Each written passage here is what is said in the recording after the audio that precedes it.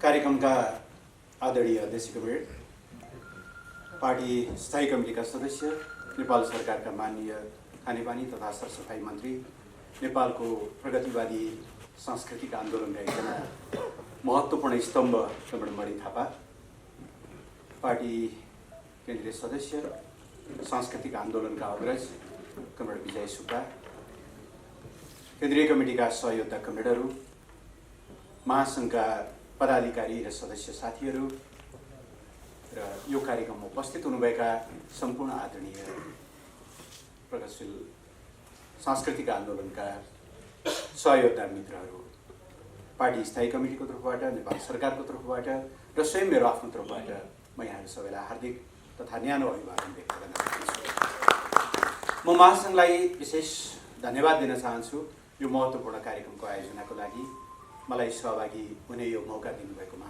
म आभारी छु र महासङ्घको स्थापना दिवसको सन्दर्भ पारेर म तपाईहरु सबैलाई हार्दिक शुभकामना पनि दिन चाहन्छु।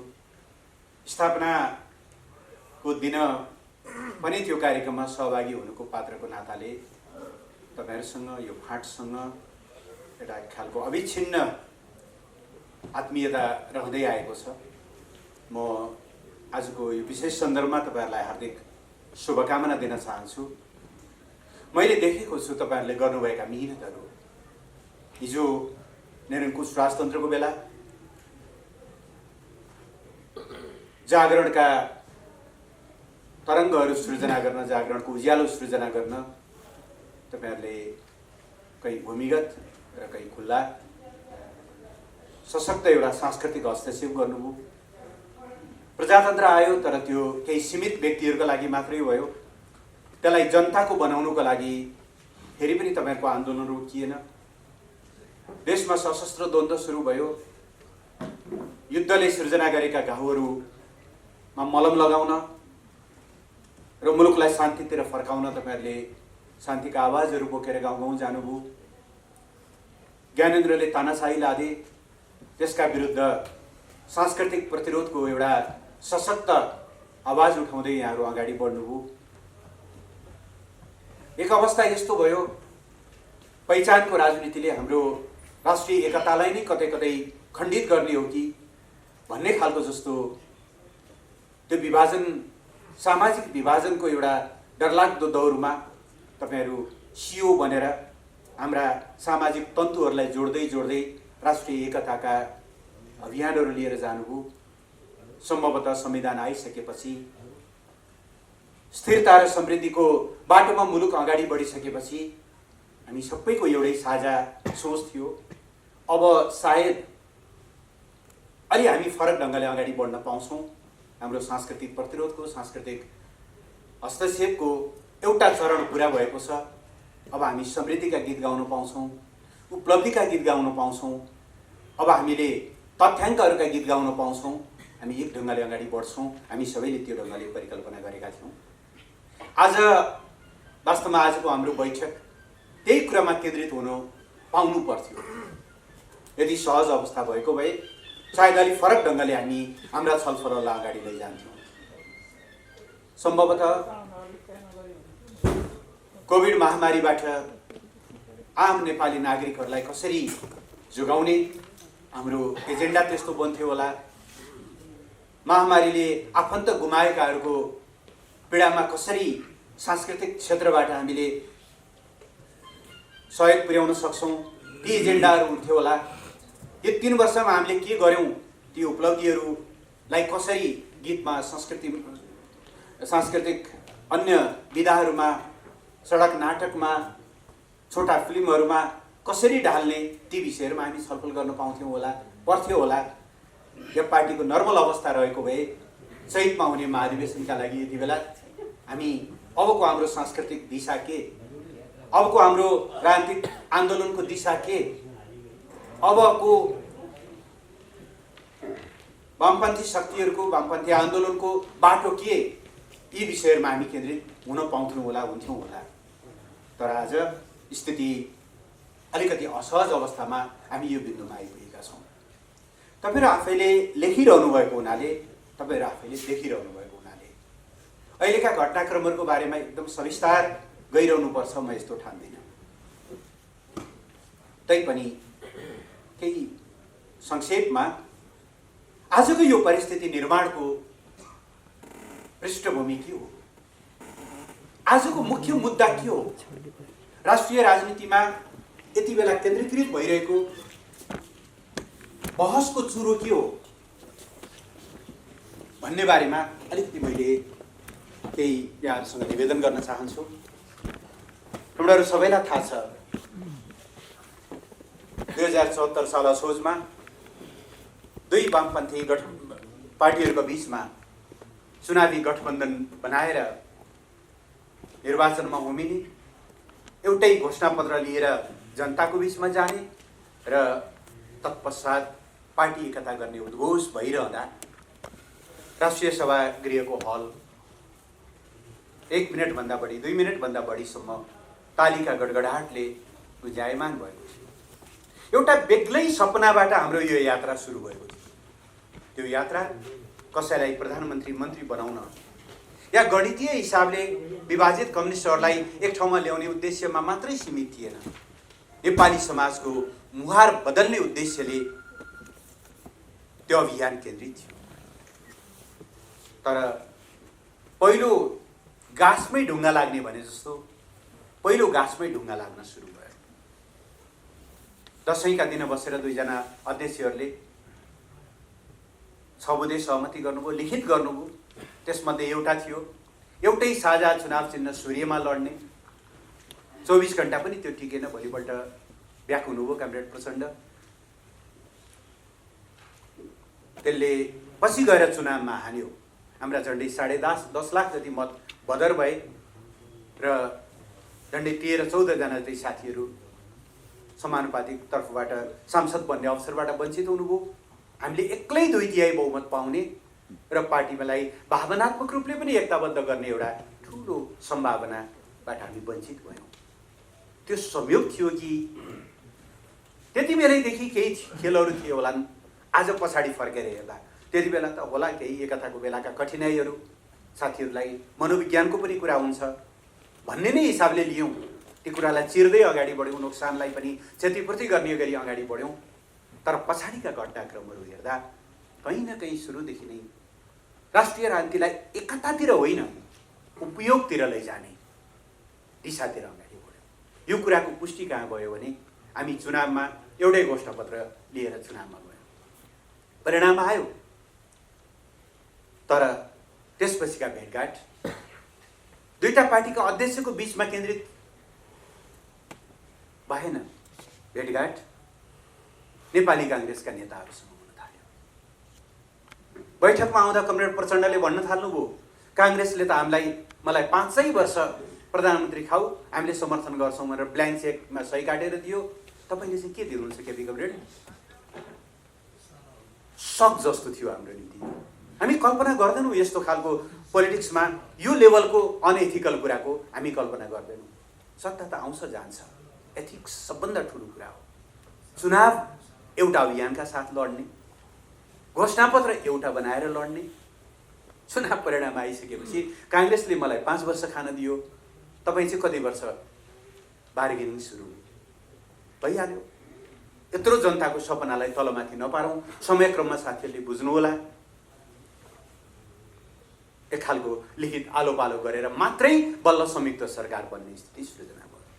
मैले भन्न खोजेको कहीँ न कहीँ सुरुदेखि नै यो एकतालाई बलियो बनाउने भन्दा पनि उपयोग गर्ने बाटोतिर जाने एउटा सरकार गठन भइसकेपछि सरकारको ध्यान 4वटा मोर्चामा केन्द्रित भएर लाग्यो। एउटा बाह्य सम्बन्धलाई कसरी सुदृढ बनाउने, भारतसँग भर्खर नाकाबन्दीको तहबाट बाहिर आएको सम्बन्ध, त्यसलाई सुदृढ गर्दै राष्ट्रिय हितलाई प्रवर्धन गर्दै सम्बन्धलाई अगाडि बढाउनु पर्ने थियो। सार्वभौम समानतामाथि आधारित एउटा बलियो सम्बन्ध निर्माण गर्नुपर्ने थियो। प्रधानमन्त्री भारत भ्रमण गर्नुभयो, भारतका प्रधानमन्त्रीले नेपालको भ्रमण गर्नुभयो। तपाईँहरूले सुन्नुभयो होला, राष्ट्रिय सभागृहमा भारतका प्रधानमन्त्रीले आएर भन्नुभयो, गएको 3 वर्षमा नेपालले जे हासिल गरेको छ नेपालको इतिहासमा सुनौला अक्षरले लेखिनेछन्। त्यही भारत जसले संविधान बनाए बापत नाकाबन्दीको हामीले सामना गर्नु पर्यो। त्यही भारत जसले अघिल्लो कार्यकालमा प्रधानमन्त्री विस्थापित हुनुपर्दा, उहाँले राजीनामा गर्नुपर्दा भारतीय मिडियाहरूको त्यति बेलाको प्रचार तपाईँहरूले देख्नुहुन्छ। त्यो भारत नेपालले संविधान जारी गरेर स्थायित्व हासिल गरेको अवस्थासम्मको स्थितिलाई चाहिँ स्वर्णकाल भन्ने ठाउँमा आइपुग्यो। हामी भारतसँग के अरे चीनसँग कुराकानी गऱ्यौँ, सम्बन्धलाई अझ नयाँ उचाइमा बढाउने कुरा गऱ्यौँ। नेपालको प्रोफाइलहरू बढ्दै बढ्दै जान थाल्यो। सार्वभौम समानतामाथि आधारित नेपालको छविलाई अन्तर्राष्ट्रिय रूपमा उजिल्याउने सरकारको एउटा फ्रन्टमा।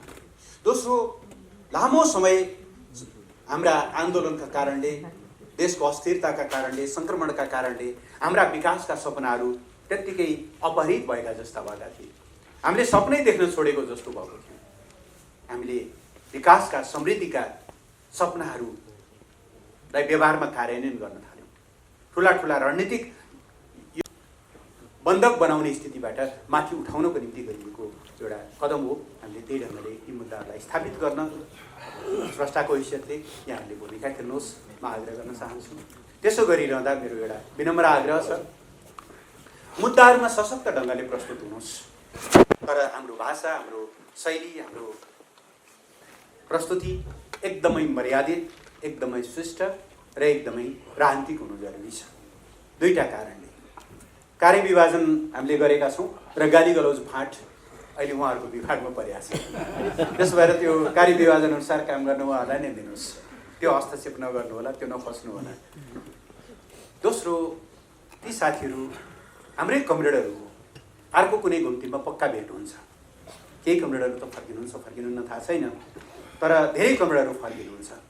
त्यस भएर घुम्तीमा भेट हुने भएको हुनाले त्यसलाई त्यही ढङ्गले ठाउँ राखेर नै कुरा गरौँ, मुद्दाहरू स्थापित गरौँ, मुद्दाहरूमा कुराकानीहरू गरौँ।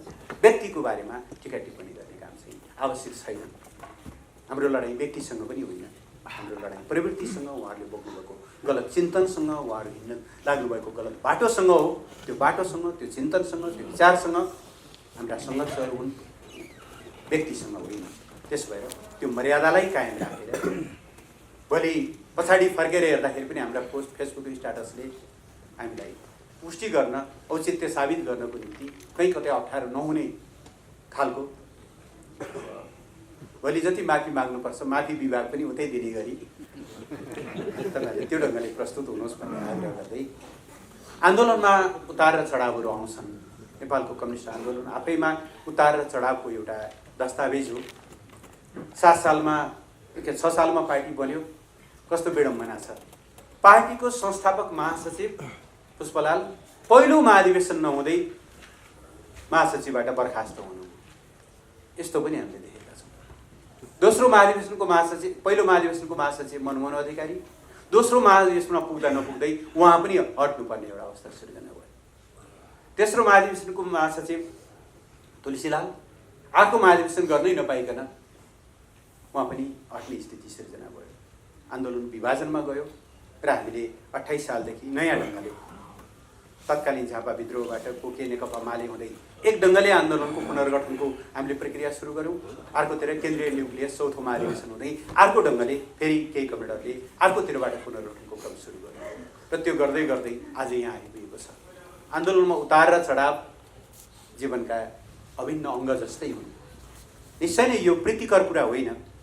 यस्तो भयो भनेर हामी कोही पनि खुसी छैनौँ, यसलाई कसैले पनि गौरवको रूपमा लिएका पनि छैनौँ, तर यथार्थ यही हो र यथार्थलाई सामना गरेर अगाडि बढ्ने हो। हामी यो अहिलेका चुनौतीहरूलाई जित्छौँ, किनभने हामीले लिएको विचार ठिक छ, हामीले लिएको बाटो ठिक छ, हामीले गरेका कामहरूमा हामीले गर्वले शिर ठाडो गर्न सक्छौँ। जनताको बिचमा के लैजाने भन्ने हामीलाई कुनै चिन्ता छैन। हामीले तथ्यहरू लैजानेछौँ, तथ्याङ्कहरू लैजानेछौँ, चित्रहरू लैजानेछौँ, उपलब्धिहरू लैजानेछौँ, जनताको जीवनमा आएका परिवर्तनहरू लैजानेछौँ। खरको छानो हटेर जस्ता छाना आएको किसान कहाँ गएर भन्नेछौँ। देख्नुभयो तपाईँहरूले पाएको परिवर्तन यो हो।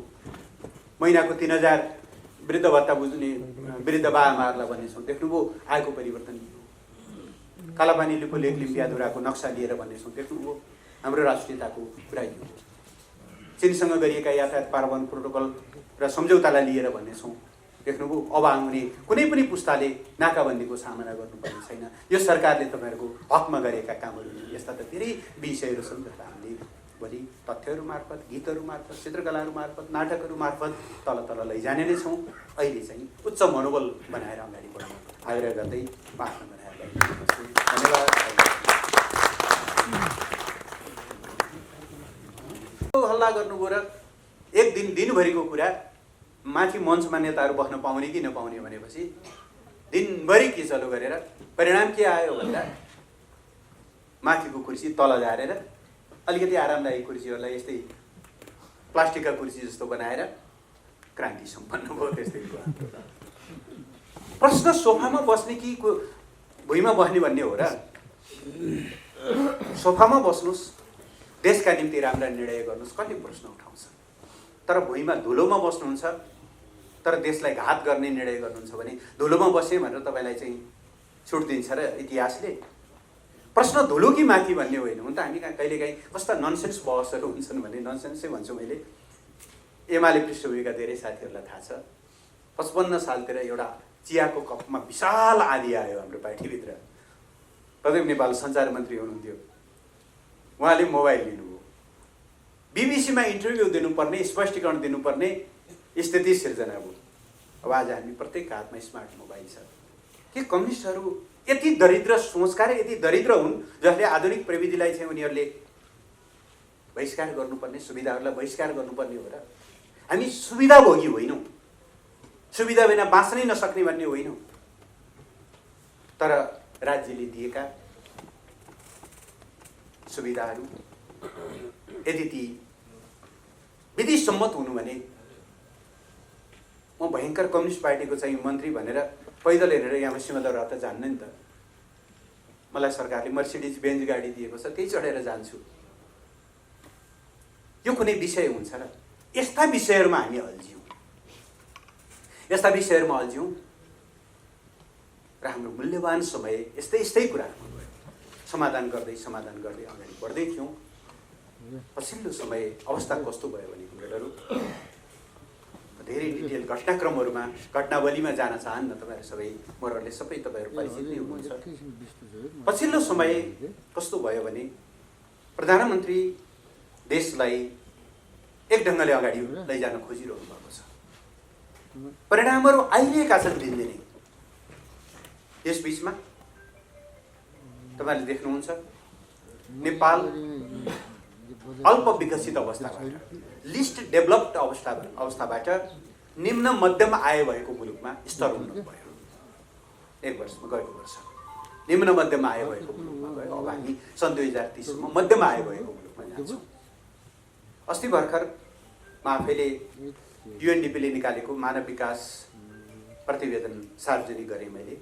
त्यसमा नेपालले एकै वर्ष 5 स्थान फड्को मारेर गत वर्षसम्म हामी निम्न स्तर यो मानव विकास सूचकाङ्कको दृष्टिले लो क्याटेगोरीमा थियौँ, अहिले हामी मिडल क्याटेगोरीमा आयौँ। एकै वर्ष 5 स्थान फड्को मार्यौँ।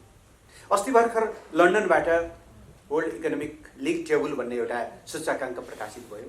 नेपालले कोरोनाका बिचमा पनि आफ्नो अर्थतन्त्रको सामर्थ्य बढाएर 5 स्थान माथि गएर अहिले 98औं ठुलो अर्थतन्त्रको रूपमा नेपालले विकास गर्यो। शान्तिको सूचकाङ्कमा नेपाल दक्षिण एसियामा सबभन्दा अगाडि छ। भोकको सूचकाङ्कमा भनेको खाद्य सुरक्षाको सूचकाङ्कमा हामी सब अगाडि मध्ये छौँ।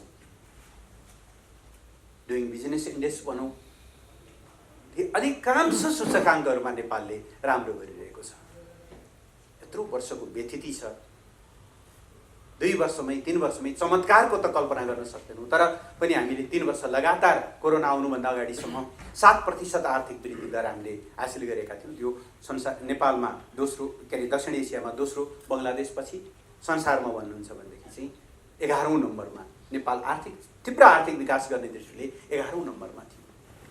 तर तपाईँले देख्नुहुन्छ कहिल्यै यी विषयहरू हाम्रा नेता कमरेडहरू, कतिपय नेता कमरेडहरूका टेलिभिजनहरूमा, अन्तर्वार्ताहरूमा, फेसबुकमा, ट्विटरमा, लेखहरूमा, संसदमा बोल्ने मन्तव्यहरूमा, प्रशिक्षणहरूमा कहीँ कतै यी विषयहरूको चर्चा भएन। सुन्यो प्रतिपक्ष खोज्न अन्त जानै परेन। तपाईहरुले ख्याल गर्नु होला, थ्रु आउट यो 3 वर्ष प्रतिपक्षले प्रधानमन्त्रीको राजीनामा मागेको छैन। जनताको त कुरै भएन, तर हाम्रा नेताहरूलाई प्रतिपक्षलाई उछिनेर उहाँहरू त्यसरी अगाडि आउनु। जति बेला हामीले लिम्पियादुरा र कालापानी समेटेर नक्सा प्रकाशन गर्यौं, संविधान संशोधन गर्यौं, भारतीय मिडियामा कोलाहल मचियो। कतिपय नेपालका नेताहरू, पत्रकारहरू अरूलाई बोलाए उनीहरूले। एउटा इन्ट्रेस्टिङ इन्टरभ्यू तपाईले पनि हेर्नुभयो होला। जब भारतको एकजना त्यो अर्णव गोस्वामी भन्ने एउटा पत्रकारले एकदम डोमिनेट गरेर बोल्यो, डाक्टर मिनेन्द्र रिजाल नेपाली कांग्रेसको नेताले कति सशक्त जवाफ दिनु उसलाई। उहाँले भन्नुभयो, देशभित्र होला मेरो प्रधानमन्त्रीसँग असहमति छ, तर देश राष्ट्रियताका मामलामा म प्रधानमन्त्रीको साथमा छु। तर हामीले हाम्रा कुनै नेताहरूबाट, खास गरी अहिले जुन किता परिवर्तन गरिरहनु भएको छ ती नेताहरूबाट कहिल्यै हामी प्रधानमन्त्रीको साथमा छौं भनेर भनेको हामीले सुनेनौं।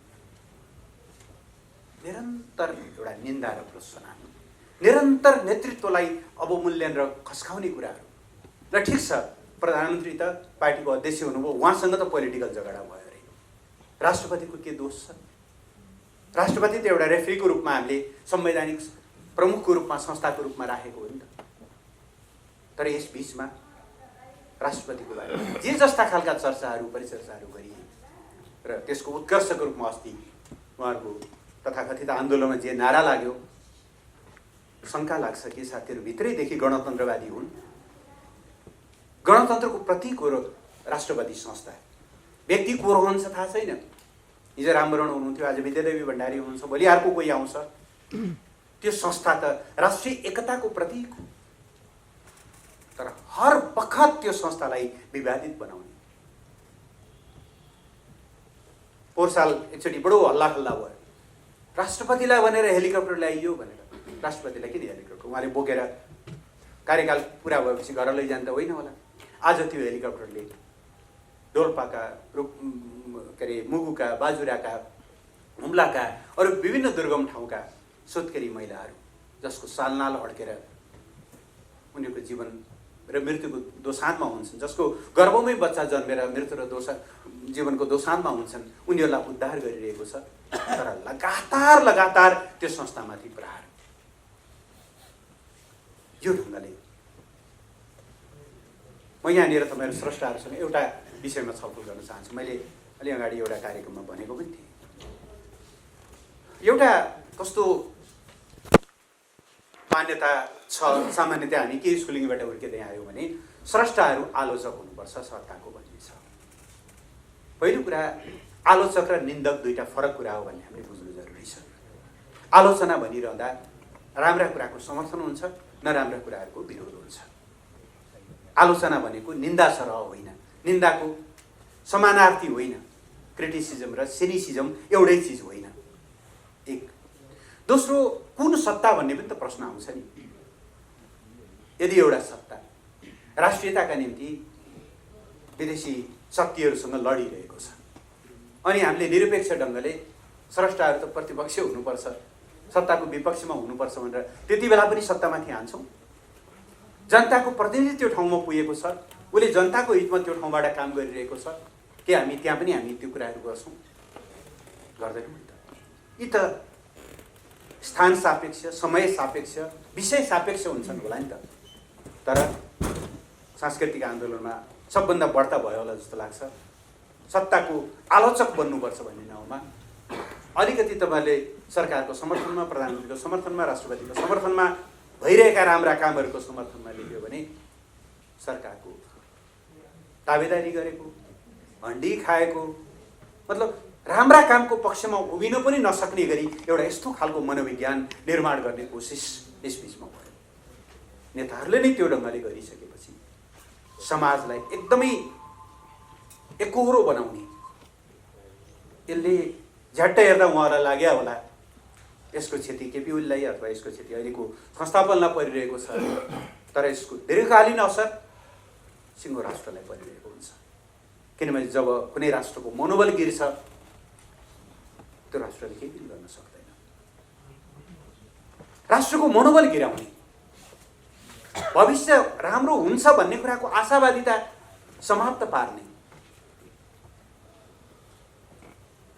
समाजलाई एक किसिमले भन्यो भने सामूहिक फ्रस्ट्रेसनमा, सामूहिक डिप्रेसनमा, यी सबै कुराहरू सुनेपछि र राम्रो काम एउटा भएको छैन, नराम्रो कुरा मात्रै भएको छ भनेदेखि त कहाँ जाने त? कि देश छोडेर हिँड्नु पर्यो? होइन भने राजनीतिबाट पलायन हुनु पर्यो या आत्महत्या गर्नु पर्यो? साथीहरूका यी समग्र कुराहरूले ल्याएको परिणाम त्यो खालको स्थिति। यी सबै परिवेशमा प्रधानमन्त्रीले त भनि नै रहनु भएको थियो, म अर्को महाधिवेशनदेखि पार्टीको अध्यक्ष बन्ने रहन्न, म अर्को चुनावदेखि म प्रधानमन्त्री। पहिल्यै नेतृत्व हस्तान्तरणको एउटा व्यवस्थित खाका प्रस्तुत गरेको प्रधानमन्त्री नेता। नेपाली कम्युनिस्ट आन्दोलनमा यो सामान्यतया भन्यो भने दुर्लभ एउटा चाहिँ परिदृश्य हो। कमरेड प्रचण्डको 32 वर्षदेखि सेक्टर काण्डदेखि अविच्छिन्न रूपमा उहाँ नेतृत्वमा हुनुहुन्छ। उहाँले नेतृत्व हस्तान्तरणको कहिले चर्चा गर्नुभएको छैन। माधव कमरेड वस्तुतः 5औं महाधिवेशनदेखि नै उहाँ बन्नु, 5औं महाधिवेशनमा यद्यपि मदन कुमार महासचिव बन्नुभयो, तर माघ 20 गते 5औं महाधिवेशन सकेर बाहिर निस्केर त उहाँले जम्मा जम्मी 3 महिना 13 दिन मात्रै त काम गर्न पाउनु भयो। जेठ 3 गते त दासढुङ्गामा उहाँको जीवन समाप्त भयो। जम्मा 3 महिना 13 दिन। त्यसपछि होल 5औं महाधिवेशनको त्यो कार्यकाल त्यो बन्द गर्दै हुन 6औं महाधिवेशन, 7औं महाधिवेशन, 8औंमा पनि उठ्न खोज्नु नै भयो बुटोलमा। दुवैलाई गाली गरेर सबैले महिला भन्छन् कि भन्ने जस्तो गरी 9औंमा त प्रतिनिधि बन्नु नै के अरे प्रतिस्पर्धी बन्नु नै भयो। अहिले अर्कोमा बन्न खोज्दै हुनुहुन्छ। कहिले सकिन्छ यो पदीय महत्वाकांक्षाको तृष्णा? यो तृष्णा कति बोतल पानी खाएपछि, कति जार पानी खाएपछि सकिन्छ? अरू कमरेडरको हकमा धेरै कमरेडरको, तर केपी कमरेडले भन्नुभयो एक कार्यकाल। वास्तवमा पार्टी एकीकरण नभएको भए त यतिन्जेल उहाँ अध्यक्षबाट उहिले बिदा भइसक्यो हुनुहुन्थ्यो। एमालेको 10औं महाधिवेशनबाट उहाँले बिदा हुने औपचारिक घोषणा पहिले गरिसक्नु भएको थियो। अहिले एकताको महाधिवेशन सकौँ, म नेतृत्व हस्तान्तरण गर्छु, चुनाव आओस्, म फेरि प्रधानमन्त्री बन्दिनँ। के आइलाग्यो यस्तो कि 4 महिनापछि हुने महाधिवेशन कुर्न नसक्ने र पुरै घेराबन्दी गरेर अहिले अझै छोड कि भोलि छोड गर्नुपर्ने? के त्यस्तो आइलाग्यो 2 वर्ष कुर्न नसक्ने र एकदम छिर्के हानेर प्रधानमन्त्रीबाट हटाउनु पर्ने? इतिहासले बताउला पर्दाहरू खुल्दै जालन, क्रमशः खुल्दै जाँदै पनि छन्। अस्ति मैले एउटा टिभी इन्टरभ्यू हेर्दै थिएँ कमरेड प्रचण्डको। पत्रकारले सोध्दै थिए, उहाँले भन्दै हुन्थ्यो त्यही त हामी सडकमा छौँ, फल्लो देश अहिलेसम्म मौन छ। यो मौन त मलाई ठ्याम्मै पच्या छैन है। चाहियो नि त नैतिक समर्थन त। मलाई वास्तवमा भन्नुहुन्छ भने त्यस्तै सधैँ लज्जाबोध जस्तो पनि भयो, हीनताबोध जस्तो पनि भयो, ग्लानीबोध जस्तो पनि। देशको प्रधानमन्त्री, 2चोटि प्रधानमन्त्री भइसकेको मान्छे, प्रतिनिधि सभा विघटन ठिक कि बेठिक यो त हाम्रो आफ्नो आन्तरिक विषय हो। भोलि हामीले फैसला गरौँला, जनताले फैसला गर्ला। यस्ता मामलामा बाह्य शक्ति गुहार्ने खुलेआम अनि भन्ने बडो राष्ट्रियताको कुरा, योभन्दा लज्जास्पद विषयहरू केही हुन्छ? क्रमशः खुल्दै जालन यी सबै घटनाक्रमहरू। तर सच्चाइ यही हो। सारमा मैले कमरेडलाई निवेदन गर्न खोजेको कि एउटा निर्वाचित प्रधानमन्त्री जसले समृद्धिका सपनाहरू अगाडि बढाउँदै थियो, एउटा प्रधानमन्त्री जसले देशको शिर ठाडो बनाउँदै थियो, एउटा प्रधानमन्त्री जसले राष्ट्रिय एकतालाई बलियो बनाउँदै थियो, लोकतन्त्रलाई एउटा लिकमा ल्याउँदै थियो। लोकतन्त्र कानमा लगाउने कुण्डल त होइन नि त। लोकतन्त्र एउटा अभ्यास हो, जीवनशैली हो, संस्कार हो पनि हो। त्यो लोकतन्त्र भनेको निर्वाचनमा जनताबीच जाने, जनताको अनुमोदन लिने, जनताको इच्छा अनुसार काम गर्ने, त्यो ठिक भयो कि भएन भन्ने कुराको अन्तिम फैसला फेरि जनताले नै गर्ने। अब्राहम लिङ्कनले भन्थे नि त, by the people of the people for the people भने जस्तो। बाई द पिपल आउने, फर द पिपल काम गर्ने, अफ द पिपल फेरि जनतामा पुगेर जाने, यही होइन र हामीले भनेको लोकतन्त्र। तर जनतालाई चित्त बुझाएर पुगेन, विपक्षी सन्तुष्ट भएर या विपक्षी मौन बसेर पनि पुगेन। तपाईँले 4 जना नेताहरूलाई रिजाउन सक्नु भएन भने हर बखत कुर्सी हल्लिरहनु पर्ने। 4 जना नेताहरूको पदीय आकाङ्क्षाका लागि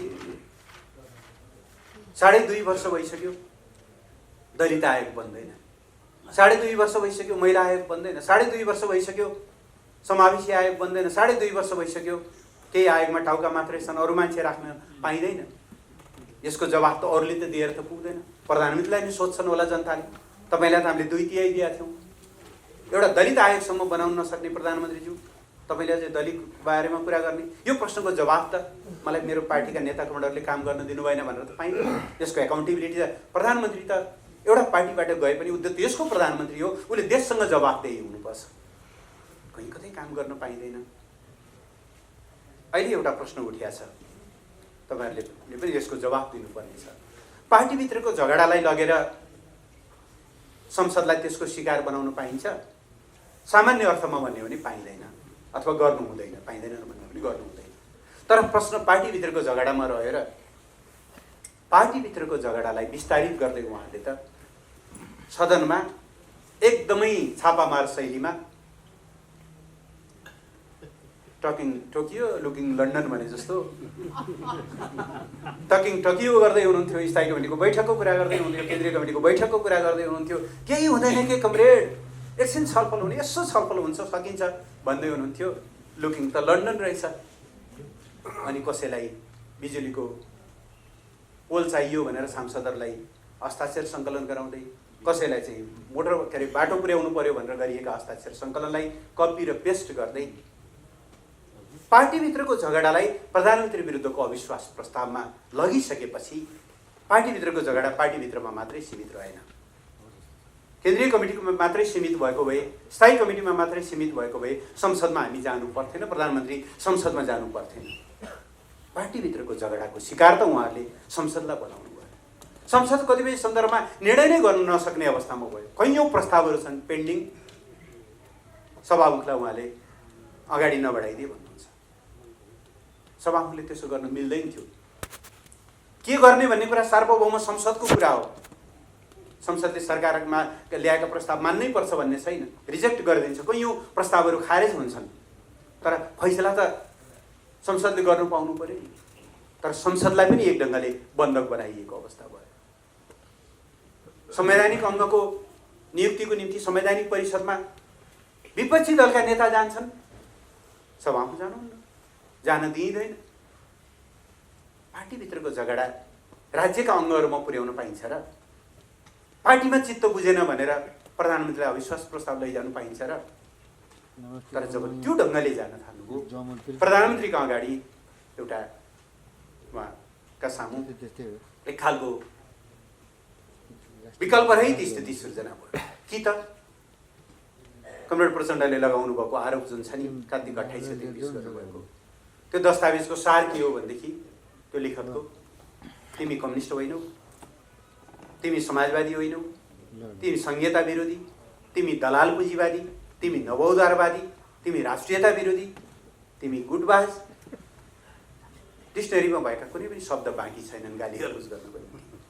के त ती आरोपहरू स्वीकार गरेर हे प्रभु तिमी नै रहेछौ अन्तिम सत्य, लैजाऊ, तिम्रै हातमा मैले सुम्पिदिएँ भनेर भन्नु पर्यो। प्रश्न व्यक्ति केपी ओलीको होइन। केपी ओलीले त पाउनु के छ र? जे पाउने हो उहाँले व्यक्तिगत रूपमा पाउनुपर्ने अथवा गर्नुपर्ने एउटा व्यक्तिको तहबाट भन्यो भने उहाँले त गरिसक्नु। तर आन्दोलनलाई हामीले त्यो बाटोमा जान दिन सक्थ्यौँ? केही नेताहरूको कहिल्यै तृप्त नहुने महत्त्वाकांक्षाका निम्ति आन्दोलनलाई, संसदलाई, राजनीतिलाई यही ढङ्गले योजनाहरू हामीले सुरु गऱ्यौँ। कहिलेकाहीँ बडो खिसिटिउरीको ढङ्गले पनि यस्ता विषयहरू उठ्ने गर्छन्। रणनीतिक योजनाहरूको प्रतिफल 10औं वर्षपछि देखिने। तर तपाईँले आज सुरु गर्नु भएन भने 10 वर्षपछि पनि त्यो समस्या त जहाँको त्यही रहन्छ। हाम्रा पुर्खाहरूले रेलको कुरा गर्नुभएको भए अहिले हामी पूर्व पश्चिम आफ्नै रेल चढेर हिँड्ने। हाम्रा पुर्खाहरूले देख्नु पनि पाउनु, त्यो छलफल पनि गर्नु भएन। आज हामी रेल चढ्न मुलुकको सिमाना काटेर बाहिर जानुपर्ने अवस्था छ। अरू त्यस्तै ठुला ठुला रणनीतिक योजनाहरू आज सुरु नगर्ने हो भने 10 वर्षपछि ती कार्यान्वयनमा आउँदैनन्। हामीले ती दीर्घकालीन विकासका समृद्धिका जगहरू बसाल्न थाल्यौँ। तेस्रो, ती कुरा मात्रै हामीले गरेनौँ, हामीले जनताको जीवनलाई छुने साना साना साना साना विषयहरूलाई पनि हामीले चाहिँ चर्चाहरू मतलब कामहरूलाई अगाडि बढायौँ। स्वास्थ्य क्षेत्रकै कुरा गरौँ। अहिलेको अवस्था त के हो भनेदेखि सक्नेले उपचार गर्ने, नसक्नेले काल पुरेर बस्ने हो नि त अहिलेको अवस्था। यो अवस्थालाई अन्त्य गर्न सबै नागरिकहरूलाई स्वास्थ्य बिमा अन्तर्गत ल्याउने, वर्षको 3500 तिरेर 1 लाखसम्मको निःशुल्क स्वास्थ्य उपचार पाउने, अरू दुस्साध्य रोगहरूका लागि त्यही ढङ्गको सरकारले विशेष व्यवस्थाहरू गर्ने र अहिले पछिल्लो समय भन्ने हो भने प्रत्येक पालिकामा न्यूनतम 5 देखि लिएर 15 बेडसम्मका हस्पिटलहरू बनाउने। अस्ति मात्रै मङ्सिर 15 गते हामीले एकै साथ 396वटा पालिकाहरूमा यी हस्पिटलहरू निर्माणको काम सुरु गर्यौँ। नेपालको स्वास्थ्य क्षेत्रमा त्यो एउटा क्रान्ति थियो। हामी र अहिले बाँकी पालिकाहरूमा पनि हामी त्यही ढङ्गले अगाडि बढ्न खोजिरहेका छौँ। हामीले यो ढङ्गले कामहरू अगाडि बढाउँदै गयौँ। सामाजिक सुरक्षाको दायराहरूलाई हामीले बढाउँदै लग्यौँ। देशभित्रै रोजगारीका अवसरहरूको खोजी हामीले सुरु गर्दै गयौँ। सरकारले अहिले एउटा अभियान चलाएको छ। 3 वर्षभित्रमा अब नेपाली जनतामध्ये कसैका पनि घरमा खरको छानो हुने छैन, फुसको छानो हुने छैन। प्रत्येक घरका छानाहरूमा कम्तीमा जस्ता पाता पुर्याउने, आवास नभएकाहरूलाई जनता आवास अन्तर्गत आवास पुर्याउने, भूकम्पबाट, बाढी पहिरोबाट, चक्रवातबाट घर गुमाएकाहरूको घर निःशुल्क बनाइदिने, यसरी भूमिहीनहरूका, सुकुम्बासीहरूका, आवास नभएकाहरूका यी अभियानहरूलाई यसरी लैजाने, साना साना कामहरू समेत यसरी अगाडि बढाउने र जनतालाई परिवर्तनको अनुभूति दिने।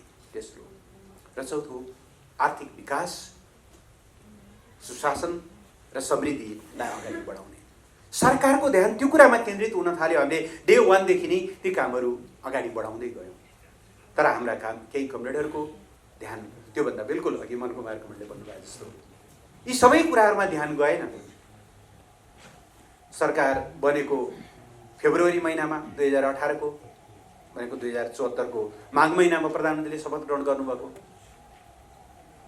त्यसै वर्ष अर्को वर्षको भदौ महिनातिर प्रचण्ड कमरेड भारत भ्रमणमा जानु। देशभित्र हामी सबैलाई के लागेको छ भने अब ढुक्कसँग मुलुक 5 वर्ष अगाडि बढ्छ। अस्थिरताको त्यो कालो अध्याय सकियो, मुलुक त स्थिरतातिर गयो। तर त्यहाँ गएर भन्नुभयो यो सरकार त 2 दिनको पाहुना हो, आलो पालो गरेका छौँ, म फेरि आउँछु है भन्नु खोज्या। तिमीले धेरै सिरियसली डिल नगर है यो सरकारसँग भन्नु खोज्या होइन। कुनै एकजना देशभक्तले देशभित्रको आन्तरिक विषय, देशको स्थिरतामाथि खलल पुग्ने खालको यस्तो विषय मुलुक बाहिर गएर गर्छ। अरू देशमा हुने हो भने यस्ता विषयहरूलाई धेरै सिरियसली लिइन्छ। अब हामी कहाँ ती कुराहरूलाई पनि हामीले नमिठो मानेर पचायौँ। प्रधानमन्त्री संयुक्त राष्ट्रसङ्घको महासभामा हुनुहुन्थ्यो न्युयोर्कमा। यहाँ एउटा टिभी त्यहाँ बसेर एउटा टिभी हेरिरहेको नेपालको कार्यक्रम, एकजना नेता बोल्दै हुनुहुन्छ, देश त डुब्न लाग्यो, माझी आएर बचाइदेऊ। अक्कु माझीलाई भन्नुभयो, टोपबहादुर राईमाझी त हामीसँगै हुनुहुन्छ, केशररञ्जन राईमाझी बितिहाल्नुभयो, कुमाझीलाई भन्नुभयो थाहा छैन। सरकार बनेको 8 महिना बितिया छैन, के बिग्रिया थियो त्यति बेला? देश नेपालप्रतिको आकर्षण आफै संविधान बनाएको, यस्तो लैङ्गिक समानतायुक्त संविधान बनाएको, शान्ति प्रक्रिया मौलिक ढङ्गले टुङ्ग्याएको, कम्युनिस्टहरूले ब्यालेटबाट 2/3 बहुमत लिएर आएको, बुलेटबाट त अन्त पनि ल्याएका छन्, तर ब्यालेटबाट त्यो पनि काङ्ग्रेसले गराएको चुनावमा 2/3 बहुमत लिएर आएको संसारभर अर्कै छ क्रेज। जनतामा उत्साह बेग्लै छ। स्थानीय तहका पालिकाका साथीहरू, जनप्रतिनिधिहरू विकासका काममा एकदम केन्द्रित भएर लाग्दै हुनुहुन्छ। माथि हाम्रा नेताहरूलाई देश डुब्न लाग्यो, अरू कोही माझी आएर बचाइदिनु पर्यो। मैले सन्दर्भहरू किन राख्न खोजेको भने हाम्रो राजनीतिक स्थिरताको र समृद्धिको यात्रामा पाइलामा यस्ता खालका अडचनहरू आउँदै गए, त्यही पनि हामी त्यसलाई पन्छाउँदै गयौँ। एउटा जीवन्त पार्टी हो, धेरै नेताहरू राखेका छौँ, धेरै भाँडो धेरै चुबुरको भन्छ नि त। भाँडै धेरै राखेका छौँ, यता पनि ठोकिन्छ उता पनि ठोकिन्छ। 4 जना त पूर्व प्रधानमन्त्रीहरू हुनुहुन्छ, 7 जना पार्टीको प्रमुख भइसकेका नेताहरू हुनुहुन्छ। अलिअलि ठोकियो होला, यो के ठुलो कुरा होला र भन्दै छलफल गर्दै समाधान गर्दै अगाडि बढौँ। कहिले ल उपचुनाव गराएर प्रधानमन्त्री फेर्ने रे भनेर तरङ्ग सिर्जना हुन्छ कहिलेकाहीँ। यस्ता अनेकौँ खालका अवस्थाहरूबाट गुज्रिँदै हामी अगाडि बढ्यौँ। तर मैले यति कुरा चाहिँ भन्नुपर्ने हुन्छ, यो पार्टी जसका काँधमा राज्य सञ्चालनको एउटा अभूतपूर्व अवसर, यो नेतृत्व गर्ने एउटा अभूतपूर्व अवसर हामीलाई प्राप्त थियो। हाम्रो विगतप्रति हामीले काफी गर्व गर्न सक्ने ठाउँ छ। गएको 70 वर्षमा हामीले लोकतान्त्रिक आन्दोलनको एउटा च्याम्पियनको रूपमा आफूलाई स्थापित गर्यौँ। चाहे राणा शासन विरोधी आन्दोलन होस्, चाहे पञ्चायत विरोधी आन्दोलन होस्, चाहे गणतन्त्र ल्याउने तानाशाही विरोधी आन्दोलन होस्, हामी एकदम अग्र मोर्चामा रह्यौँ। 7 सालमा हाम्रो भूमिका सहयोगी जस्तो रह्यो होला, हामीलाई त्यति गनेनन् होला। आन्दोलन सफल भएको लगत्तै पार्टी प्रतिबन्धित भयो होला। 15 सालको चुनावमा जम्मा 4 सिट जितियो होला। तर त्यो पार्टी 46 सालमा आइपुग्दा आन्दोलनको सहनेताको रूपमा स्थापित भयो।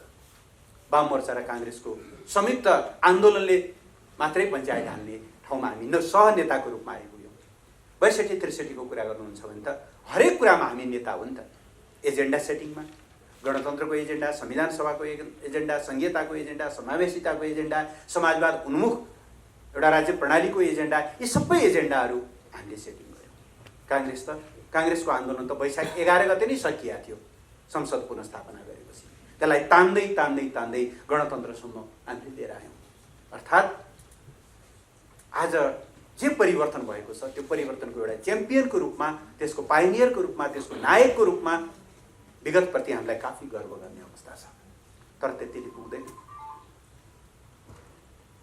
राजनीतिक प्रणालीहरू आफैमा साध्य होइनन्, ती साधन हुन्। साध्य त जनताको अनुहारमा उज्यालो ल्याउने हो, जनताको मुहारमा खुसी ल्याउने हो, जनताको जीवनमा परिवर्तन ल्याउने हो। गणतन्त्र आयो तर जनताको जीवन जहाँको त्यहीँ छ। गणतन्त्र आयो तर महिलाहरूले पुरुषबाट अथवा पुरुष सत्ताबाट भोग्नुपर्ने विभेद जहाँको त्यहीँ छ। गणतन्त्र आयो तर दलितमाथिको छुवाछुत र विभेद जहाँको त्यहीँ छ भने प्रणाली परिवर्तनले मात्रै तात्विक अर्थ ल्याउँदैन। हामीले ल्याउन खोजेको जनताको जीवनमा परिवर्तन हो।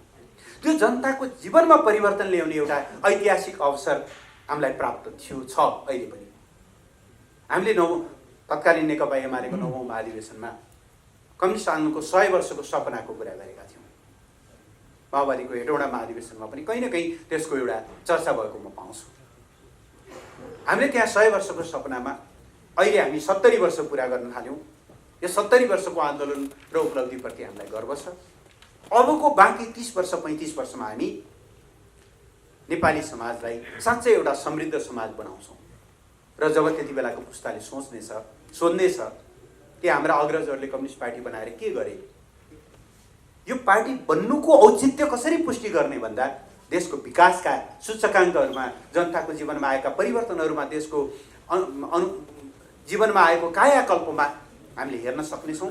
अब लोकतन्त्रको निम्ति च्याम्पियन पार्टी, समृद्धिको नेतृत्व गर्ने च्याम्पियन पार्टीमा बदल्नुपर्छ। हामीले यो निष्कर्ष निकालेका थियौँ र त्यो अवसर वास्तवमा हामीलाई अभूतपूर्व रूपले प्राप्त थियो। हाम्रा छलफलहरू केमा केन्द्रित हुनुपर्थ्यो? अब 5 वर्षभित्र मुलुकलाई कहाँ पुर्याउँछौँ हामी? अर्को चुनाव जित्दा हामी 10 वर्षमा कहाँ पुर्याउँछौँ? लगातार हामीले नेतृत्व गर्न पायौँ भने 20 वर्षपछिको, 25 वर्षपछिको, 30 वर्षपछिको नेपाल कस्तो हुन्छ? ती विषयमा हाम्रा छलफलहरू केन्द्रित हुनुपर्थ्यो। अघि सञ्चालकहरूले भन्नुभयो, ठ्याक्कै त्यस्तै। दुर्भाग्य हाम्रा छलफलहरू यी कुराहरूमा कहिल्यै केन्द्रित भएन। 75वटा जति सचिवालय बैठक बस्यो होलान्, केही बैठक ठिकै भयो होलान्, तर पछिल्ला बैठकको नियति हेर्नुहुन्छ भने बैठकको कि चलो, सोफा ठुलो कि सानो, टेबलको सेतो कि रातो, मेरो मर्यादा माथि कि तल, देशको मर्यादा ठुलो कि तल भन्ने कुरासँग कहिल्यै गएन। जनताको मान भयो कि अपमान भयो भन्ने कुरासँग चाहिँ हामी कहिल्यै संवेदनशील भएनौँ। मेरो मान, मेरो अपमान, मेरो कुर्सी, मेरो सोफा। प्रधानमन्त्रीलाई एउटा विशेष अवस्था थियो, दोस्रोचोटि किडनी ट्रान्सप्लान्ट गरेर सक्नुभएको मान्छे, एक किसिमले भने चिकित्सा विज्ञानमा चमत्कार जस्तो। अझ त्योभन्दा अगाडि उहाँको एपेन्डिसाइटिसको त एकदमै बडो मुस्किलले मृत्युको मुखबाट फर्केको मान्छे, इन्फेक्सनको हाई रिस्क भएको, भल्नरेबिलिटी भएको कारणले अलिकति फरक खालको सोफा, फरक खालको अलिक सुविधाजनक कुर्सी राखेको बवाल स्थायी कमिटीको बैठकमा हामी साक्षी छौँ। हल्ला गर्नुभयो र एक दिनभरिको कुरा माथि मञ्चमा नेताहरू बस्न पाउने कि नपाउने भनेपछि दिनभरि किचलो गरेर परिणाम के आयो भन्दा माथिको कुर्सी तल झारेर अलिकति आरामदायी कुर्सीहरूलाई यस्तै प्लास्टिकका कुर्सी जस्तो बनाएर क्रान्ति सम्पन्न भयो। त्यस्तै प्रश्न सोफामा बस्ने कि भुइँमा बस्ने भन्ने हो र? सोफामा बस्नुहोस्, देशका निम्ति राम्रा निर्णय गर्नुहोस्, कति प्रश्न उठाउँछ। तर भुइँमा धुलोमा बस्नुहुन्छ, तर देशलाई घात गर्ने निर्णय गर्नुहुन्छ भने धुलोमा बसेँ भनेर तपाईँलाई चाहिँ छुट दिन्छ र इतिहासले? प्रश्न धुलो कि माथि भन्ने होइन। हुन त हामी कहिलेकाहीँ कस्ता ननसेन्स बहसहरू हुन्छन् भने ननसेन्सै भन्छु मैले। एमाले पृष्ठभूमिका धेरै साथीहरूलाई थाहा छ, 55 सालतिर एउटा चियाको कपमा विशाल आँधी आयो हाम्रो पार्टीभित्र। प्रदीप नेपाल सञ्चार मन्त्री हुनुहुन्थ्यो, उहाँले मोबाइल लिनुभयो, बीबीसीमा इन्टरभ्यू दिनुपर्ने, स्पष्टीकरण दिनुपर्ने स्थिति सिर्जना भयो। अब आज हामी प्रत्येक हातमा स्मार्ट मोबाइल छ। के कम्युनिस्टहरू यति दरिद्र सोचका र यति दरिद्र हुन् जसले आधुनिक प्रविधिलाई चाहिँ उनीहरूले बहिष्कार गर्नुपर्ने, सुविधाहरूलाई बहिष्कार गर्नुपर्ने हो र? हामी सुविधा भोगी होइनौँ, सुविधा बिना बाँच्नै नसक्ने भन्ने होइनौँ। तर राज्यले दिएका सुविधाहरू यदि ती विधिसम्मत हुनु भने म भयङ्कर कम्युनिस्ट पार्टीको चाहिँ मन्त्री भनेर पैदल हेरेर यहाँ सिंहदरबार त जान्न नि त। मलाई सरकारले मर्सिडिज बेन्ज गाडी दिएको छ, त्यही चढेर जान्छु। यो कुनै विषय हुन्छ र? यस्ता विषयहरूमा हामी अल्झ्यौँ, यस्ता विषयहरूमा अल्झ्यौँ र हाम्रो मूल्यवान समय यस्तै कुराहरू समाधान गर्दै अगाडि बढ्दै थियौँ।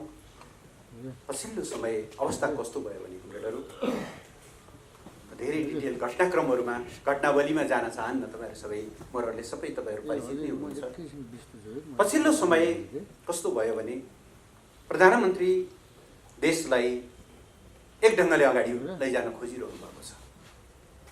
परिणामहरू आइरहेका छन् दिनदिनै। यस बिचमा तपाईँले देख्नुहुन्छ नेपाल अल्प विकसित अवस्थाबाट, लिस्ट डेभलप्ड अवस्थाबाट निम्न मध्यम आय भएको मुलुकमा स्तर उन्नत भयो। एक वर्षमा, गएको वर्ष निम्न मध्यम आय भएको मुलुकमा गयो। अब हामी सन् 2030 सम्म मध्यम आय भएको मुलुकमा जान्छौँ। अस्ति भर्खर म आफैले युएनडिपीले निकालेको मानव विकास प्रतिवेदन सार्वजनिक गरेँ मैले। त्यसमा नेपालले एकै वर्ष 5 स्थान फड्को मारेर गत वर्षसम्म हामी निम्न स्तर यो मानव विकास सूचकाङ्कको दृष्टिले लो क्याटेगोरीमा थियौँ, अहिले हामी मिडल क्याटेगोरीमा आयौँ। एकै वर्ष 5 स्थान फड्को मार्यौँ। अस्ति भर्खर लन्डनबाट वर्ल्ड इकोनोमिक लिग टेबल भन्ने एउटा सूचकाङ्क प्रकाशित भयो। नेपालले कोरोनाका बिचमा पनि आफ्नो अर्थतन्त्रको सामर्थ्य बढाएर 5 स्थान माथि गएर अहिले 98औं ठुलो अर्थतन्त्रको रूपमा नेपालले विकास गर्यो। शान्तिको सूचकाङ्कमा नेपाल दक्षिण एसियामा सबभन्दा अगाडि छ। भोकको सूचकाङ्कमा भनेको खाद्य सुरक्षाको सूचकाङ्कमा हामी सब अगाडि मध्ये छौँ। डुइङ बिजनेस इन्डेक्स भनौँ, अधिकांश सूचकाङ्कहरूमा नेपालले राम्रो गरिरहेको छ। यत्रो वर्षको व्यतिथि छ, 2 वर्षमै 3 वर्षमै चमत्कारको त कल्पना गर्न सक्दैनौँ। तर पनि हामीले 3 वर्ष लगातार कोरोना आउनुभन्दा अगाडिसम्म 7% आर्थिक वृद्धि दर हामीले हासिल गरेका थियौँ। त्यो संसार नेपालमा दोस्रो, के अरे दक्षिण एसियामा दोस्रो, बङ्गलादेशपछि संसारमा भन्नुहुन्छ भनेदेखि चाहिँ 11औं नम्बरमा नेपाल तीव्र आर्थिक विकास गर्ने दृष्टिले 11औं नम्बरमा थियो। तर तपाईँले देख्नुहुन्छ कहिल्यै यी विषयहरू हाम्रा नेता कमरेडहरू, कतिपय नेता कमरेडहरूका टेलिभिजनहरूमा, अन्तर्वार्ताहरूमा, फेसबुकमा, ट्विटरमा, लेखहरूमा, संसदमा बोल्ने मन्तव्यहरूमा, प्रशिक्षणहरूमा कहीँ कतै यी विषयहरूको चर्चा भएन। सुन्यो प्रतिपक्ष खोज्न अन्त जानै परेन।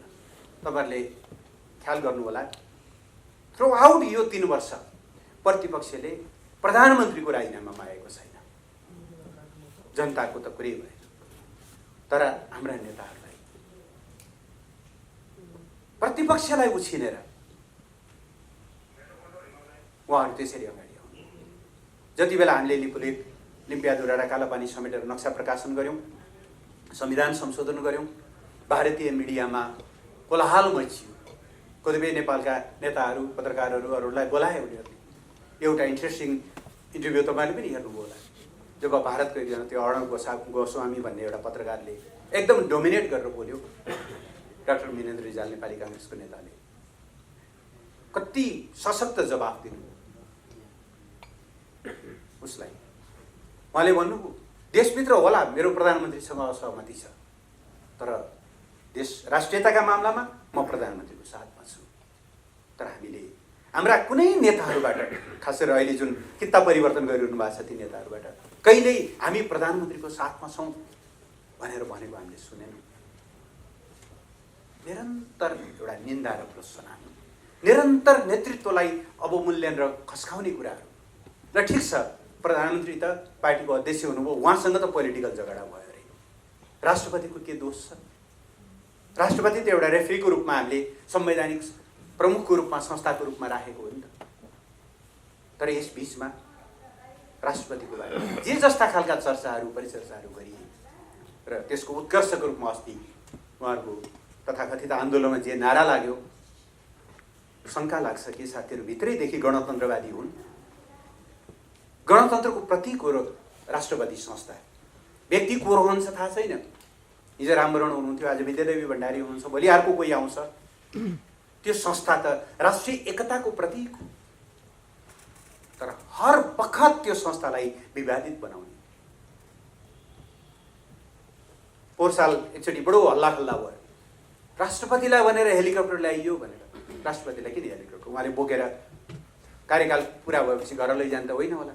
आज त्यो हेलिकप्टरले डोल्पाका, के अरे मुगुका, बाजुराका, हुम्लाका अरू विभिन्न दुर्गम ठाउँका सुत्केरी महिलाहरू जसको सालनाल अड्केर उनीहरूको जीवन र मृत्युको दोसाँधमा हुन्छन्, जसको गर्भमै बच्चा जन्मेर मृत्यु र जीवनको दोसाँधमा हुन्छन्, उनीहरूलाई उद्धार गरिरहेको छ। तर लगातार त्यो संस्थामाथि प्रहार। यो ढङ्गले म यहाँनिर तपाईँहरू स्रष्टाहरूसँग एउटा विषयमा छलफल गर्न चाहन्छु। मैले अलि अगाडि एउटा कार्यक्रममा भनेको पनि थिएँ, एउटा कस्तो मान्यता छ, सामान्यतया हामी के स्कुलिङबाट हुर्किँदै आयौँ भने स्रष्टाहरू आलोचक हुनुपर्छ, सत्ताको भन्ने छ। पहिलो कुरा, आलोचक र निन्दक दुईटा फरक कुरा हो भन्ने हामीले बुझ्नु जरुरी छ। आलोचना भनिरहँदा राम्रा कुराको समर्थन हुन्छ, नराम्रा कुराहरूको विरोध हुन्छ। आलोचना भनेको निन्दा सरह होइन, निन्दाको समानार्थी होइन। क्रिटिसिजम र सिनिसिजम एउटै चिज होइन। एक। दोस्रो, कुन सत्ता भन्ने पनि त प्रश्न आउँछ नि।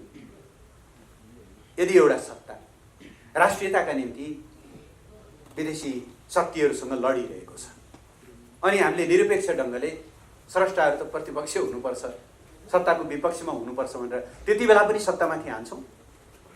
जनताको प्रतिनिधि त्यो ठाउँमा पुगेको छ, उसले जनताको हितमा त्यो ठाउँबाट काम गरिरहेको छ, के हामी त्यहाँ पनि हामी त्यो कुराहरू गर्छौँ? गर्दैनौँ नि त। यी त स्थान सापेक्ष, समय सापेक्ष, विषय सापेक्ष हुन्छन् होला नि त।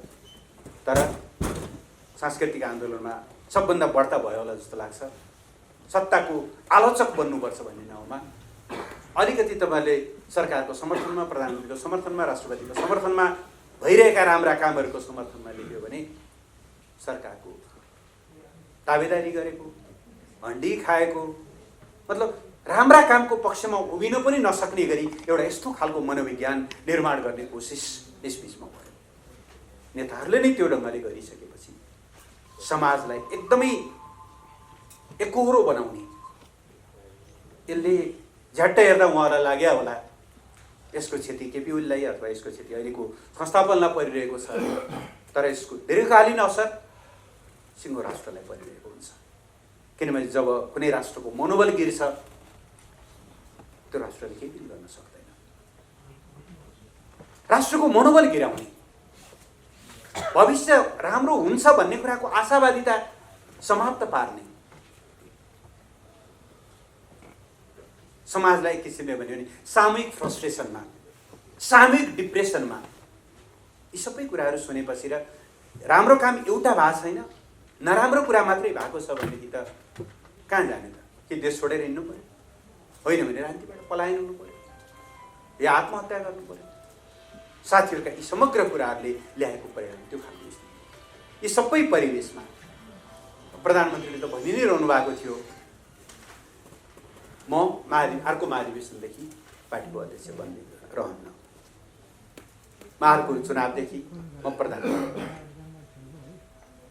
पहिल्यै नेतृत्व हस्तान्तरणको एउटा व्यवस्थित खाका प्रस्तुत गरेको प्रधानमन्त्री नेता। नेपाली कम्युनिस्ट आन्दोलनमा यो सामान्यतया भन्यो भने दुर्लभ एउटा चाहिँ परिदृश्य हो। कमरेड प्रचण्डको 32 वर्षदेखि सेक्टर काण्डदेखि अविच्छिन्न रूपमा उहाँ नेतृत्वमा हुनुहुन्छ। उहाँले नेतृत्व हस्तान्तरणको कहिले चर्चा गर्नुभएको छैन। माधव कमरेड वस्तुतः 5औं महाधिवेशनदेखि नै उहाँ बन्नु, 5औं महाधिवेशनमा यद्यपि मदन कुमार महासचिव बन्नुभयो, तर माघ 20 गते 5औं महाधिवेशन सकेर बाहिर निस्केर त उहाँले जम्मा जम्मी 3 महिना 13 दिन मात्रै त काम गर्न पाउनु भयो। जेठ 3 गते त 10 टुङ्गामा उहाँको जीवन समाप्त भयो। जम्मा 3 महिना 13 दिन। त्यसपछि होल 5औं महाधिवेशनको त्यो कार्यकाल त्यो बन्द गरिदिउँ न। 6औं महाधिवेशन, 7औं महाधिवेशन, 8औंमा पनि उठ्न खोज्नु नै भयो बुटोलमा। दुवैलाई गाली गरेर सबैले महिला भन्छन् कि भन्ने जस्तो गरी 9औंमा त प्रतिनिधि बन्नु नै, के अरे प्रतिस्पर्धी बन्नु नै भयो। अहिले अर्कोमा बन्न खोज्दै हुनुहुन्छ। कहिले सकिन्छ यो पदीय महत्त्वाकांक्षाको तृष्णा?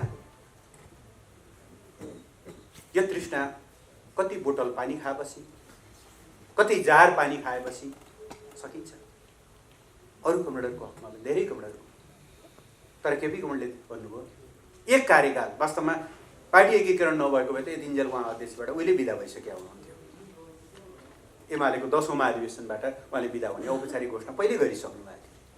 अहिले एकताको महाधिवेशन सकौँ, म नेतृत्व हस्तान्तरण गर्छु, चुनाव आओस्, म फेरि प्रधानमन्त्री बन्दिनँ। के आइलाग्यो यस्तो कि 4 महिनापछि हुने महाधिवेशन कुर्न नसक्ने र पुरै घेराबन्दी गरेर अहिले अझै छोड कि भोलि छोड गर्नुपर्ने? के त्यस्तो आइलाग्यो 2 वर्ष कुर्न नसक्ने र एकदम छिर्के हानेर प्रधानमन्त्रीबाट हटाउनु पर्ने? इतिहासले बताउला पर्दाहरू खुल्दै जालन, क्रमशः खुल्दै जाँदै पनि छन्। अस्ति मैले एउटा टिभी इन्टरभ्यू हेर्दै थिएँ कमरेड प्रचण्डको। पत्रकारले सोध्दै थिए, उहाँले भन्दै हुनुहुन्थ्यो त्यही त हामी सडकमा छौँ, फल्लो देश अहिलेसम्म मौन छ। यो मौन त मलाई ठ्याम्मै पच्या छैन है, चाहियो नि त नैतिक समर्थन त।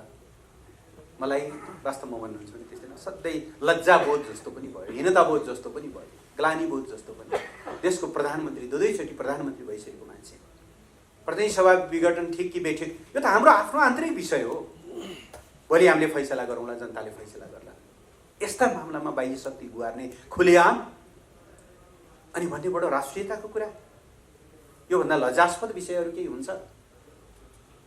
क्रमशः खुल्दै जालन यी सबै घटनाक्रमहरू। तर सच्चाइ यही हो। सारमा मैले कमरेडलाई निवेदन गर्न खोजेको कि एउटा निर्वाचित प्रधानमन्त्री जसले समृद्धिका सपनाहरू अगाडि बढाउँदै थियो, एउटा प्रधानमन्त्री जसले देशको शिर ठाडो बनाउँदै थियो, एउटा प्रधानमन्त्री जसले राष्ट्रिय एकतालाई बलियो बनाउँदै थियो, लोकतन्त्रलाई एउटा लिकमा ल्याउँदै थियो। लोकतन्त्र कानमा लगाउने कुण्डल त होइन नि त। लोकतन्त्र एउटा अभ्यास हो, जीवनशैली हो, संस्कार हो पनि हो। त्यो लोकतन्त्र भनेको निर्वाचनमा जनताबीच जाने, जनताको अनुमोदन लिने, जनताको इच्छा अनुसार काम गर्ने, त्यो ठिक भयो कि भएन भन्ने कुराको अन्तिम फैसला फेरि जनताले नै गर्ने। अब्राहम लिङ्कनले भन्थे नि त, by the people of the people for the people भने जस्तो, बाई द पिपल आउने, फर द पिपल काम गर्ने, अफ द पिपल फेरि जनतामा पुगेर जाने। यही होइन र हामीले भनेको लोकतन्त्र। तर जनतालाई चित्त बुझाएर पुगेन, विपक्षी सन्तुष्ट भएर या विपक्षी मौन बसेर पनि पुगेन। तपाईँले 4 जना नेताहरूलाई रिजाउन सक्नु भएन भने हर बखत कुर्सी हल्लिरहनु पर्ने। 4 जना नेताहरूको पदीय आकाङ्क्षाका लागि 2.5 वर्ष भइसक्यो दलित आयोग बन्दैन, 2.5 वर्ष भइसक्यो महिला आयोग बन्दैन, 2.5 वर्ष भइसक्यो समावेशी आयोग बन्दैन, 2.5 वर्ष भइसक्यो केही आयोगमा टाउका मात्रै छन्, अरू मान्छे राख्न पाइँदैन। यसको जवाफ त अरूले त दिएर त पुग्दैन, प्रधानमन्त्रीलाई नि सोध्छन् होला जनताले। तपाईँलाई त हामीले 2/3 दिएका थियौँ। एउटा दलित आयोगसम्म बनाउन नसक्ने प्रधानमन्त्रीज्यू, तपाईँले अझै दलित बारेमा कुरा गर्ने? यो प्रश्नको जवाफ त मलाई मेरो पार्टीका नेता कमान्डरले काम गर्न दिनु भएन भनेर त पाइँदैन। यसको एकाउन्टेबिलिटी त प्रधानमन्त्री त एउटा पार्टीबाट गए पनि उद्योग देशको प्रधानमन्त्री हो, उसले देशसँग जवाफदेही हुनुपर्छ। कहीँ कतै काम गर्न पाइँदैन। अहिले एउटा प्रश्न उठिया छ, तपाईँहरूले पनि यसको जवाफ दिनुपर्नेछ। पार्टीभित्रको झगडालाई लगेर संसदलाई त्यसको शिकार बनाउन पाइन्छ? सामान्य अर्थमा भन्यो भने पाइँदैन, अथवा गर्नु हुँदैन। पाइँदैन भन्यो भने गर्नु हुँदैन। तर प्रश्न पार्टीभित्रको झगडामा रहेर पार्टीभित्रको झगडालाई विस्तारित गर्दै उहाँहरूले त सदनमा एकदमै छापामार शैलीमा टकिङ टोकियो लुकिङ लन्डन भने जस्तो टकिङ टकियो गर्दै हुनुहुन्थ्यो। स्थायी कमिटीको बैठकको कुरा गर्दै हुनुहुन्थ्यो, केन्द्रीय कमिटीको बैठकको कुरा गर्दै हुनुहुन्थ्यो। केही हुँदैन के कमरेड, एकछिन छलफल हुने, यसो छलफल हुन्छ सकिन्छ भन्दै हुनुहुन्थ्यो। लुकिङ त लन्डन रहेछ। अनि कसैलाई बिजुलीको पोल चाहियो भनेर सांसदहरूलाई हस्ताक्षर सङ्कलन गराउँदै, कसैलाई चाहिँ मोटर के अरे बाटो पुर्याउनु पर्यो भनेर गरिएका हस्ताक्षर सङ्कलनलाई कपी र पेस्ट गर्दै पार्टीभित्रको झगडालाई प्रधानमन्त्री विरुद्धको अविश्वास प्रस्तावमा लगिसकेपछि पार्टीभित्रको झगडा पार्टीभित्रमा मात्रै सीमित रहेन, केन्द्रीय कमिटीमा मात्रै सीमित भएको भए, स्थायी कमिटीमा मात्रै सीमित भएको भए संसदमा हामी जानु पर्थेन, प्रधानमन्त्री संसदमा जानु पर्थेन। पार्टीभित्रको झगडाको शिकार त उहाँहरूले संसदलाई बनाउनु भयो। संसद कतिपय सन्दर्भमा निर्णय नै गर्न नसक्ने अवस्थामा भयो। कैयौँ प्रस्तावहरू छन् पेन्डिङ, सभामुखलाई उहाँले अगाडि नबढाइदिए भन्नुहुन्छ। सभामुखले त्यसो गर्न मिल्दैन थियो। के गर्ने भन्ने कुरा सार्वभौम संसदको कुरा हो। संसदले सरकारमा ल्याएका प्रस्ताव मान्नै पर्छ भन्ने छैन, रिजेक्ट गरिदिन्छ। कैयौँ प्रस्तावहरू खारेज हुन्छन्, तर फैसला त संसदले गर्नु पाउनु पर्यो नि। तर संसदलाई पनि एक ढङ्गले बन्धक बनाइएको अवस्था भयो। संवैधानिक अङ्गको नियुक्तिको निम्ति संवैधानिक परिषदमा विपक्षी दलका नेता जान्छन्, सभामा जानुहुन्न, जान दिइँदैन। पार्टीभित्रको झगडा राज्यका अङ्गहरूमा पुर्याउन पाइन्छ र? पार्टीमा चित्त बुझेन भनेर प्रधानमन्त्रीलाई अविश्वास प्रस्ताव लैजानु पाइन्छ र? तर जब त्यो ढङ्गले जान थाल्नुभयो, प्रधानमन्त्रीको अगाडि एउटा उहाँका सामु एक खालको विकल्परहित स्थिति सृजना भयो। कि त कमरेड प्रचण्डले लगाउनु भएको आरोप जुन छ नि, कार्तिक 28 गते पेश गर्नुभएको त्यो दस्तावेजको सार के हो भनेदेखि त्यो लेखकको, तिमी कम्युनिस्ट होइनौ, तिमी समाजवादी होइनौ, तिमी संहिता विरोधी, तिमी दलाल पुँजीवादी, तिमी नवौदारवादी, तिमी राष्ट्रियता विरोधी, तिमी गुटबाज। डिक्सनरीमा भएका कुनै पनि शब्द बाँकी छैनन् गाली गलौज गर्नको निम्ति। के त ती आरोपहरू स्वीकार गरेर हे प्रभु तिमी नै रहेछौ अन्तिम सत्य, लैजाऊ, तिम्रै हातमा मैले सुम्पिदिएँ भनेर भन्नु पर्यो। प्रश्न व्यक्ति केपी ओलीको होइन। केपी ओलीले त पाउनु के छ र? जे पाउने हो उहाँले व्यक्तिगत रूपमा पाउनुपर्ने अथवा गर्नुपर्ने एउटा व्यक्तिको तहबाट भन्यो भने उहाँले त गरिसक्नु। तर आन्दोलनलाई हामीले त्यो बाटोमा जान दिन सक्थ्यौँ? केही नेताहरूको कहिल्यै तृप्त नहुने महत्त्वाकांक्षाका निम्ति आन्दोलनलाई, संसदलाई, राजनीतिलाई यही ढङ्गले बन्धक बनाउने स्थितिबाट माथि उठाउनको निम्ति गरिएको एउटा कदम हो। हामीले त्यही ढङ्गले यी मुद्दाहरूलाई स्थापित गर्न स्रष्टाको हैसियतले यहाँहरूले भूमिका खेल्नुहोस् म आग्रह गर्न चाहन्छु। त्यसो गरिरहँदा मेरो एउटा विनम्र आग्रह छ, मुद्दाहरूमा सशक्त ढङ्गले प्रस्तुत हुनुहोस्, तर हाम्रो भाषा, हाम्रो शैली, हाम्रो प्रस्तुति एकदमै मर्यादित, एकदमै शिष्ट र एकदमै राजनीतिक हुनु जरुरी छ। दुईटा कारणले कार्यविभाजन हामीले गरेका छौँ र गाली गलौज फाँट अहिले उहाँहरूको विभागमा परिहाल्छ। त्यसो भएर त्यो कार्यविभाजन अनुसार काम गर्न उहाँहरूलाई नै दिनुहोस्, त्यो हस्तक्षेप नगर्नु होला, त्यो नफस्नु होला। दोस्रो, ती साथीहरू हाम्रै कमरेडहरू हो, अर्को कुनै घुम्तीमा पक्का भेट हुन्छ। केही कमरेडहरू त फर्किनुहुन्न थाहा छैन, तर धेरै कमरेडहरू फर्किनुहुन्छ। त्यस भएर घुम्तीमा भेट हुने भएको हुनाले त्यसलाई त्यही ढङ्गले ठाउँ राखेर नै कुरा गरौँ, मुद्दाहरू स्थापित गरौँ, मुद्दाहरूमा कुराकानीहरू गरौँ। व्यक्तिको बारेमा टिका टिप्पणी गर्ने काम चाहिँ आवश्यक छैन। हाम्रो लडाइँ व्यक्तिसँग पनि होइन, हाम्रो लडाइँ प्रवृत्तिसँग, उहाँहरूले बोक्नुभएको गलत चिन्तनसँग, उहाँहरू हिँड्न लाग्नुभएको गलत बाटोसँग हो। त्यो बाटोसँग, त्यो चिन्तनसँग, त्यो विचारसँग हाम्रा सङ्घर्षहरू हुन्, व्यक्तिसँग होइन। त्यस भएर त्यो मर्यादालाई कायम राखेर भोलि पछाडि फर्केर हेर्दाखेरि पनि हाम्रा पोस्ट फेसबुक स्ट्याटसले हामीलाई पुष्टि गर्न, औचित्य साबित गर्नको निम्ति कहीँ कतै अप्ठ्यारो नहुने खालको भोलि जति माफी माग्नुपर्छ माफी विभाग पनि उतै दिने गरी तपाईँहरूले त्यो ढङ्गले प्रस्तुत हुनुहोस् भन्ने आग्रह गर्दै, आन्दोलनमा उतार र चढावहरू आउँछन्। नेपालको कम्युनिस्ट आन्दोलन आफैमा उतार र चढावको एउटा दस्तावेज हो। 6 सालमा पार्टी बन्यो, कस्तो विडम्बना छ। पार्टीको संस्थापक महासचिव पुष्पलाल पहिलो महाधिवेशन नहुँदै महासचिवबाट बर्खास्त हुनु, यस्तो पनि हामीले देखेका छौँ। दोस्रो महाधिवेशनको महासचिव, पहिलो महाधिवेशनको महासचिव मनमोहन अधिकारी दोस्रो महाधिवेशनमा पुग्दा नपुग्दै उहाँ पनि हट्नुपर्ने एउटा अवस्था सृजना भयो। तेस्रो महाधिवेशनको महासचिव तुलसीलाल अर्को महाधिवेशन गर्नै नपाइकन उहाँ पनि हट्ने स्थिति सृजना भयो।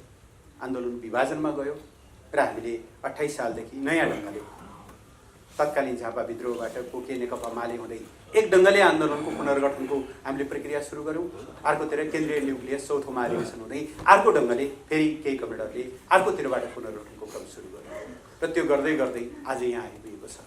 आन्दोलनमा उतार र चढाव जीवनका अभिन्न अङ्ग जस्तै हुन्। निश्चय नै यो प्रीतिकर कुरा होइन। यस्तो भयो भनेर हामी कोही पनि खुसी छैनौँ, यसलाई कसैले पनि गौरवको रूपमा लिएका पनि छैनौँ, तर यथार्थ यही हो र यथार्थलाई सामना गरेर अगाडि बढ्ने हो। हामी यो अहिलेका चुनौतीहरूलाई जित्छौँ किनभने हामीले लिएको विचार ठिक छ, हामीले लिएको बाटो ठिक छ, हामीले गरेका कामहरूमा हामीले गर्वले शिर ठाडो गर्न सक्छौँ। जनताको बिचमा के लैजाने भन्ने हामीलाई कुनै चिन्ता छैन। हामीले तथ्यहरू लैजानेछौँ, तथ्याङ्कहरू लैजानेछौँ, चित्रहरू लैजानेछौँ, उपलब्धिहरू लैजानेछौँ, जनताको जीवनमा आएका परिवर्तनहरू लैजानेछौँ। खरको छानो हटेर जस्ता छाना आएको किसान कहाँ गएर भन्नेछौँ। देख्नुभयो तपाईँहरूले पाएको परिवर्तन यो हो। महिनाको 3000 वृद्ध भत्ता बुझ्ने वृद्ध बाआमाहरूलाई भन्नेछौँ। देख्नुभयो आएको परिवर्तन यो हो। कालापानीको लेक लिम्पियाधुराको नक्सा लिएर भन्नेछौँ। देख्नुभयो हाम्रो राष्ट्रियताको कुरा यो हो। चीनसँग गरिएका यातायात पारावहन प्रोटोकल र सम्झौतालाई लिएर भन्नेछौँ। देख्नुभयो अब आउने कुनै पनि पुस्ताले नाकाबन्दीको सामना गर्नुपर्ने छैन। यो सरकारले तपाईँहरूको हकमा गरेका कामहरू यस्ता त धेरै विषयहरू छन् जसलाई हामीले भोलि तथ्यहरू मार्फत, गीतहरू मार्फत, चित्रकलाहरू मार्फत, नाटकहरू मार्फत तल तल लैजाने नै छौँ। अहिले चाहिँ उच्च मनोबल बनाएर अगाडि बढ्न आग्रह गर्दै आफ्नो बनाएर धन्यवाद।